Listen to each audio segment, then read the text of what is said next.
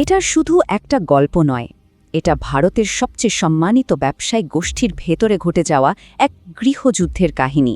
হ্যাঁ, প্রায় 15 লাখ কোটি টাকার টাটা সাম্রাজ্যের নিয়ন্ত্রণের জন্য এক বিশাল লড়াই। চলুন এই ক্ষমতার লড়াইয়ের গভীরে যাওয়া যাক। ভাবুন তো একবার, গল্পের শুরুটা হচ্ছে একেবারে ঝড়ের মাঝখান থেকে। টাটা গ্রুপের এক উত্তপ্ত বোর্ড মিটিং, আর সেখানেই মেইলি মিস্ত্রির মুখ থেকে বেরোনো এই বিস্ফোরক কথাগুলো। এখান থেকে শুরু হলো সেই প্রকাশ্য দ্বন্দ্ব যা গোটা টাটা সাম্রাজ্যকে একেবারে নাড়িয়ে দিয়েছিল। তো প্রশ্নটা এখানেই, কিভাবে দুজন ঘনিষ্ঠ বন্ধু যারা এক সময় একে অপরের ছায়ার মতো ছিলেন, তারা একটা গোটা সাম্রাজ্যের নিয়ন্ত্রণের জন্য এমন চরম শত্রু হয়ে উঠলেন? আসুন এই রহস্যের জটটা ধাপে ধাপে খোলার চেষ্টা করি। এই প্রশ্নের উত্তর পেতে হলে আমাদের একটু পেছনে ফিরে যেতে হবে।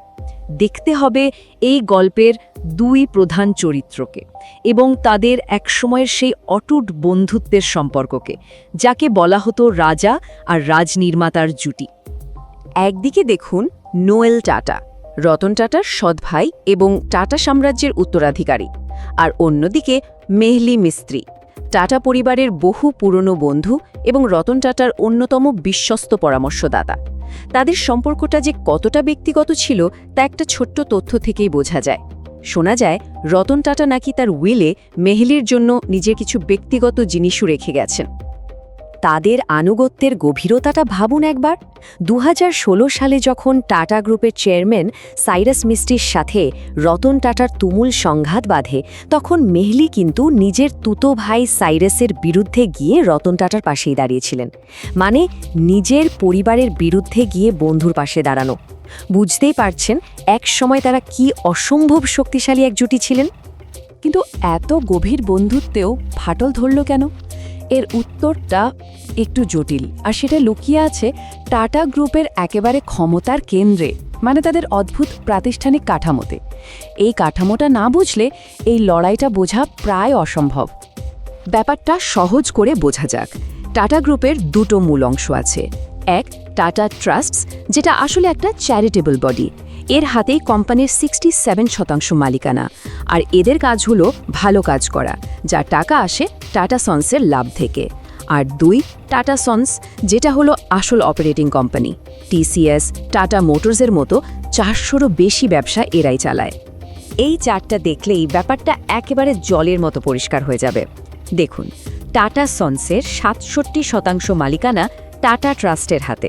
তার মানে যার হাতে ট্রাস্টের নিয়ন্ত্রণ, তারই হাতে পুরো টাটা সাম্রাজ্যের চাবিকাঠি।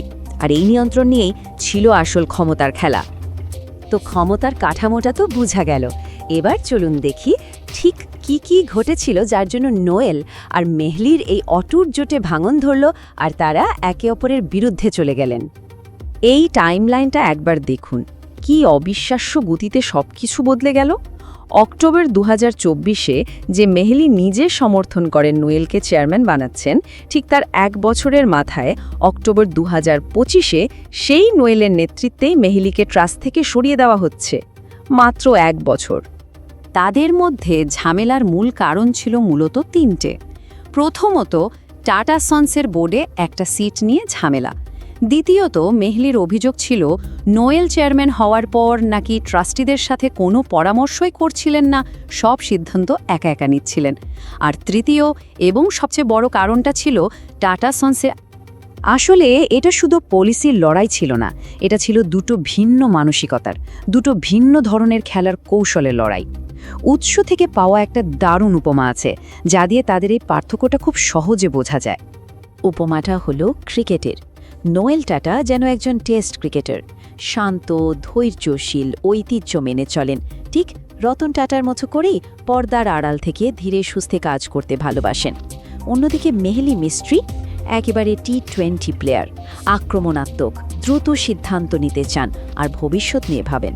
তার মতে টাটা সন্সকে যদি ভবিষ্যতের জন্য তৈরি করতে হয়, তাহলে IPO এনে বাইরের বিনিয়োগ আনতেই হবে। কিন্তু দাঁড়ান, গল্পে এখনও একটা বড় মোড় আসা বাকি। এই লড়াইটাকে সত্যি শুধু কাজের ধরন বা দৃষ্টিভঙ্গির পার্থক্য ছিল, নাকি এর পেছনে অন্য কোনো গোপন উদ্দেশ্য লুকিয়ে ছিল?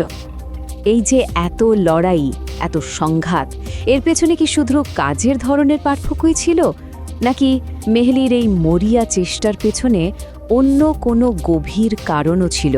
উত্তরটা কিন্তু বেশ চমকে দেওয়ার মতো। এই সংখ্যাটা মনে রাখুন, 18.37%। এটা হলো টাটা সন্সের সাপুরজি, পালানজি বা এসপি গ্রুপের অংশীদারিত্ব। আর এই এসপি গ্রুপের মালিকানা মেহলির তুতো ভাইদের হাতে।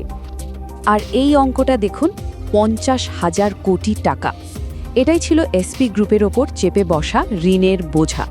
গোষ্ঠীটি তখন অনেক অর্থনৈতিক সংকটের মধ্যে দিয়ে যাচ্ছিল। এবার ছবিটা পরিষ্কার হচ্ছে, তাই না? এসপি গ্রুপ তাদের বিশাল ঋণের বোঝা কমাতে মরিয়া ছিল, আর টাটা সন্সের আইপিও এলে তারা নিজেদের শেয়ার বিক্রি করে বিপুল পরিমাণ টাকা তুলতে পারত, যা তাদের জন্য একটা লাইফলাইন হতে পারত। তাই স্বাভাবিকভাবেই প্রশ্ন ওঠে, মেহলি যে আইপিওর জন্য এত চাপ দিচ্ছিলেন, তার পেছনে কি নিজের পরিবারের স্বার্থরক্ষার একটা তাগিদও ছিল?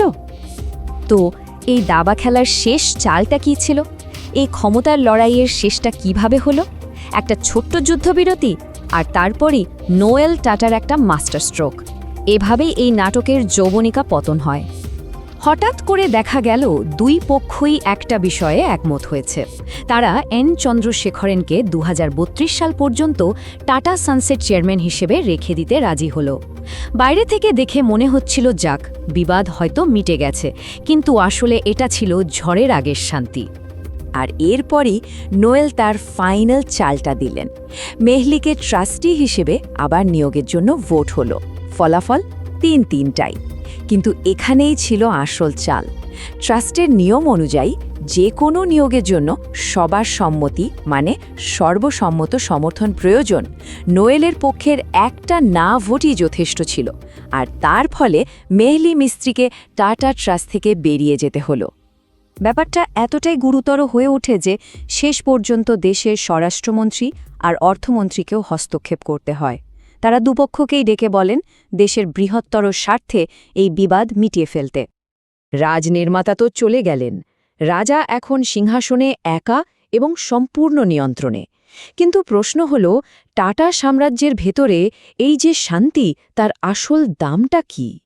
এই জয়ের পর যে শান্তি প্রতিষ্ঠিত হল, তা কি সত্যি স্থায়ী হবে? এই প্রশ্নটাই এখন ঘুরপাক খাচ্ছে ভারতের সবচেয়ে আইকনিক এক ব্যবসায়িক গোষ্ঠীর ভবিষ্যৎকে ঘিরে।